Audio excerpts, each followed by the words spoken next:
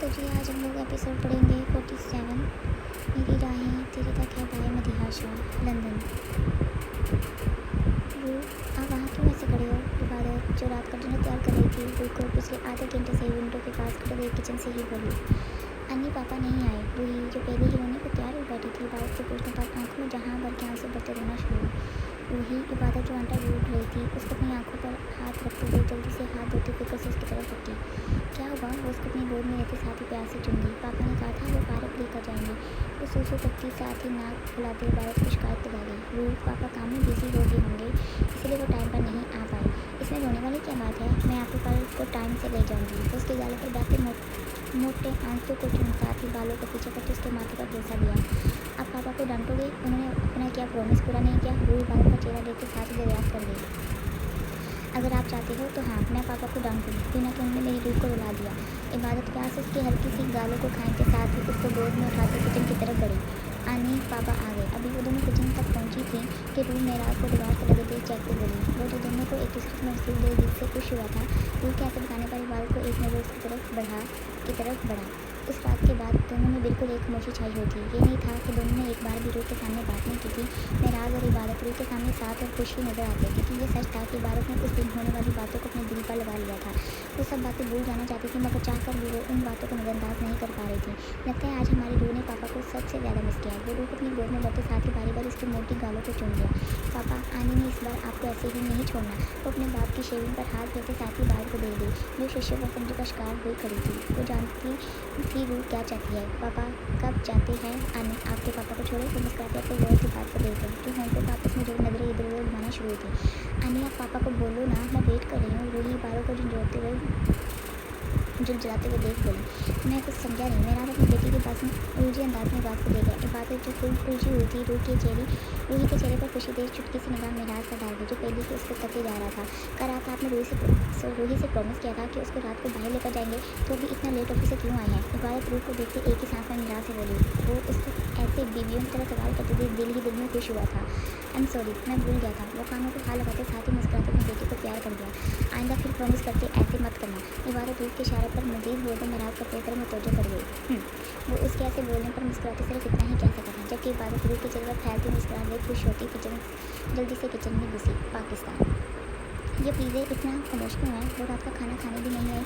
हुमा सबको आराम से खाना खाते देख प्लीज़े की यूनी वापस आते ही रूम में बंद होने पर उलझी पड़ी थी। हुआ बेटा कहाँ गुम हो? खाना ध्यान से खा। सोनिया जो उसके बिल्कुल सामने वाली जगह विराजमान थी पानी का गिलास हटाते साथ ही आंखों में फिक्र लिए पूछ गई। सरसीसा सबकी नज़रें उसकी तरफ होती थी जबकि ध्यान में चुमते दौर से उसके चेहरे को देखता था।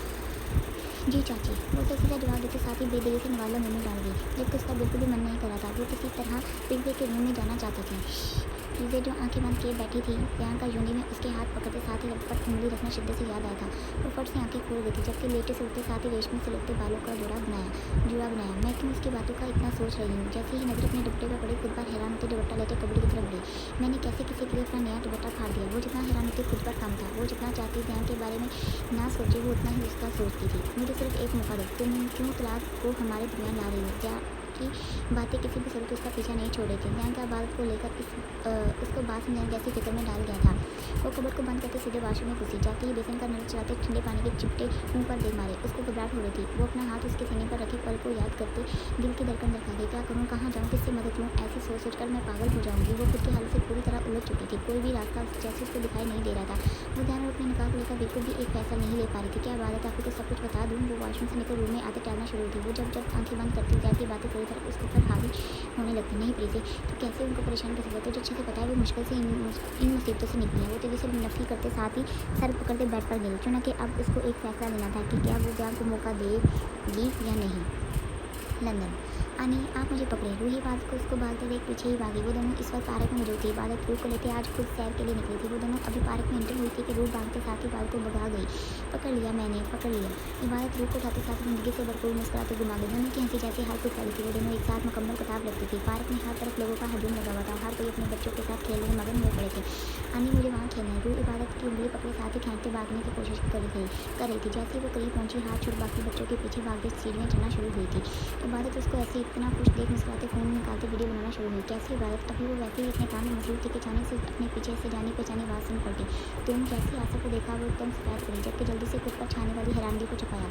मेरे अलावा तुम्हारे पास कोई आ भी नहीं सकता। वो दूर की तपिश में आंखों को थोड़ा मिलते गौर से उसका चेहरा दे गया। तुम बिला वजह अपना टाइम मुझ पर वेस्ट कर रही हो, छोड़ दो मेरा पीछा। इबादत जो बहुत आराम से बोलते साथ ही नजरों को खेल कूद करती रूह पर मजबूर कर गई। मैं टाइम वेस्ट बिल्कुल नहीं करा। मुझे तुमसे अपने अल्फाज अपने मुँह में बंद रखो। तुम्हारी किसी भी बात का कोई असर मुझ पर होने वाला नहीं। वो दोनों पोते रूही की तरफ कदम उठाना शुरू की। क्या यारम की तुम्हें अब कोई जरूरत नहीं? इससे पहले वो दूर जाती वो ऊंचा बोलते उसके कदम रुक गया था।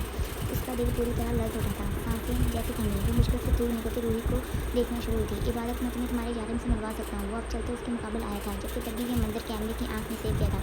तुम्हें मेरे यारम को मुझसे मिलवाने की कोई जरूरत नहीं। मैं खुद ही अपने बेटे को ढूंढ लूँगी। और हाँ, अगर तुम्हें लगता है कि तुम मुझे इस तरह ब्लैकमेल या रुसवा करने की कोशिश यहाँ कर लोगे, आसिफ तुम्हारी बहुत बड़ी गलतफहमी है। याद रखना, अगर इस बार शोहर को पता चला तो तुम्हारे लिए खैर नहीं होगी। वो उंगली उठाते वॉन करते स्पार्ट नजरों से घूरते आगे हुई। हाँ हाँ, क्या सच में? इबादत वो दंदिया कहकर लगाते उसको बुने चुकाई पर मुंह कर गए। ये वही शख्स है जिसने अपनी चंद दिन की मोहब्बत के लिए तुम्हें बिना सोचे समझे छोड़ दिया था। तुम्हें क्या लगता है मैं कुछ नहीं जानता नहीं? अभी भी वो तुम्हें सिर्फ इस्तेमाल कराए अपनी बेटी को पहली बीवी से हासिल करने के लिए। अभी समझ जाओ, नहीं तो फिर से तुम अकेली रह जाओगी। छोड़ दो उस इंसान को, इससे पहले वो तुम्हें छोड़े। आसिफ ने एक ही सांस में बोलते जैसे इबादत को आगाह करना चाहा था। अपनी ज़बान और अपने इस ख्याल को अपने जहन में बंद रखो। वो काट खाने वाली लेकिन बोलती रूह को जोर से बात लगा गई। कितनी देर इबादत, कितनी देर तुम मुझे ऐसे ही टकराओगे? एक दिन तुम्हें मेरे कदमों में आना ही पड़ेगा। चुना कि यारम को मैं तुम्हारे सामने लाऊंगा। वो कह नजरों से उसको दूर जाते देख सोच चुका था। Pakistan. Good morning everyone. Please जो बहुत आराम सुकून और आराम में थी जब खामोशी से नाश्ता करते अपनी चैट के बाद में बोलते मुतवज्जो कर गई। लो गई, इस बीमार मुर्गी का बुखार उतर गया। हामिद जो नाश्ता करते साथ ही हमसे किसी मीटिंग की बात कर रहा था, अपनी बहन को इतना खुश देख शरारत से बोलते सबको दबा हंसने पर उकसा गया। पापा, वो मुनमुराई थी, जबकि साथ ही वो बूटी हामिद को फलक को दे गई। वैसे आज इतना खुश क्यों हो? फलक जो उसके साथ वाली चेयर पर विराजमान थी उन्हीं मारते उसको अपनी तरफ मचट हो गया। चुना कि मुझे बहुत बड़ा खजाना मिल गया है। वो राजदारी से बोलते साथ ही आंख दबा के चले। वो चाय के कप से चंद सिप लेते रियान को आते देख खड़ी हुई थी। ठीक से नाश्ता करो। और रियान, तुम सोनिया अपनी बेटी की हरकत पर आंखें दिखाते साथ ही बेटे को दे गई। मामा, मैं नाश्ता यूनी में करूँगा। रियान का आज बहुत इंपॉर्टेंट लेक्चर था, इसलिए वो जल्दी से बोलते डोर की तरफ भागा। मुझे इतनी भूख नहीं है, मैं यूनी में कुछ खा लूँगी। वो अपनी माँ की आंखों को देखते बैग करने पर डालती तेजी से भागी। ये लड़की बहुत ख़राब हो गई है। सोनी ने अफसोस से सर हिलाते राना बेगम से गया, नजर रखा और अपनी बेटी पर। इससे पहले कि राना को जवाब देती बुशरा बेगम ने जहर उगलना बेहतर समझा। हामिद जो अपने नाश्ता करने में मसरूफ थे, चुन से तीखी सी निगाह अपनी बबी पर डाली। जवान हो गई है तुम्हारी बेटी, इसके लिए कोई लड़का देखो। ऐसे तो तानिया भी जवान और प्रीति से बड़ी है, आपको नहीं लगता अब उसकी शादी कर देनी चाहिए?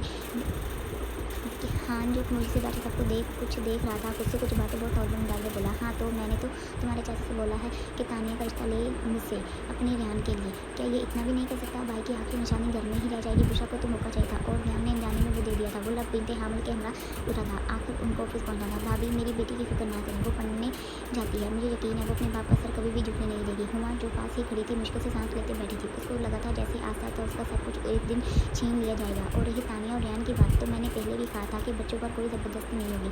जब खुदा ने चाहा तब उनका रिश्ता भी हो जाएगा। वो दोनों बोलते साथ ही नैब से हाथ साफ करते खड़े हुए थे। London coming. अभी वो ऑफिस से फारिग हुआ था कि ब्रीफकेस उठाते कोट हाथ में पकड़े चेयर से उठा। सर, ये आपके लिए आया। उसकी सेक्रेटरी ने एक बंद लिफाफा उसकी तरफ बढ़ाया। शुक्रिया। वो सिर्फ बोलते साथ ही एक नज़र उस लिफाफा डाल दिया। कहीं भी कुछ भी नहीं लिखा था। वो हैरान होता सेक्रेटरी के जाती बैग नीचे रखते कोट टेबल पर रख वापस से बैठा ताकि वो लिफाफा खोलते देख सके। जैसे लिफाफा खुला बाद की तस्वीर किसी गैर मुल्क के साथ देखो शौक होता चेयर से करंट खाते उठा। ये कौन है? वो पार्क में मुझे देख पूरी तरह ठिक चुका था, जबकि रगें तन गई थी जिससे जब्त की करने की वजह से कस चुके थे। उसे याद आता है वो इस आदमी को पहले पाकिस्तान में देख चुका है, अपने ऑफिस के बाहर इबादत के साथ बात करके। इसका इबादत से क्या लेना देना है? दिमाग पूरी तरह घूम रहा था। वो बस लिफाफा वैसे ही बैग में डाल के घर के लिए निकला। वाह, आज पापा की पसंद का सब कुछ। रूही डाइनिंग के ऊपर बात को खाना खाते देख चलते खड़ी बैठी। ये सब तो आपका फेवरेट नहीं है? इबादत में मुस्कुराते आके उसको उठाते चेयर पर दिखाया। पास्ता मेरा और पापा का फेवरेट है, बाकी सब कुछ तो पापा को पसंद है। पास्ता देख के खुशी को बोली, चलिए फिर आपको पास्ता खिलाती हूँ। इबादत ने प्लेट उठाते पास्ता डालना शुरू किया ही था कि वो डोर खोलते घर में दाखिल होते साथ ही बात को खा जाने वाली नजरों में गिर गया। पापा देखिए, आपकी सभी फेवरेट डिशेज बनाई हैं आनी ने। वो चेयर से उठे अपने बाप के साथ जाते ही चिपक चुकी थी। अच्छा, वो खुद को नॉर्मल दिखाते वैसे ही रूह को गोद में लिए चेयर पर आते बैठा। मैं रूह को खाना खिलाती हूँ, आप फ्रेश होकर आ जाएँ। इबादत उसको चम्मच उठाकर देख बहुत नरमी से बोली, मैं अपनी बेटी को खुद खाना खिला सकता हूँ। वो भी बहुत धीमे से बोला था, लेकिन लफ्ज़ों में चुभन साफ इबादत को महसूस कर सकी थी। वो उसको ऐसे देख हैरान होती जबकि बिना कुछ उनके ही वापस से अपनी जगह पर बैठी। क्या मुझे इबादत के सामने ये तस्वीरें रखनी चाहिए? वो सिगरेट का धुआं फिजा में छोड़े एक नज़र टेबल पर रखी तस्वीरों को दे गया। वो फैसले में कर रहा था कि क्या उसको इस बारे में सवाल करना चाहिए या नहीं। तस्वीर में ऐसा कुछ भी नहीं था जिससे ये लगे कि कुछ गलत हो। वो शायद इबादत से कोई बात कर रहा था। इबादत के तासुर वो कुछ समझ नहीं पाया था कि वो परेशान थी या सामने खड़े शख्स को देख खुश थी। मगर सोचने वाली बात यह थी कि ये तस्वीर खींची किसने और मुझे ही सेंड क्यों की गई। वो पूरी तरह इसी सवाल पर उलझ रहा था। जारी है।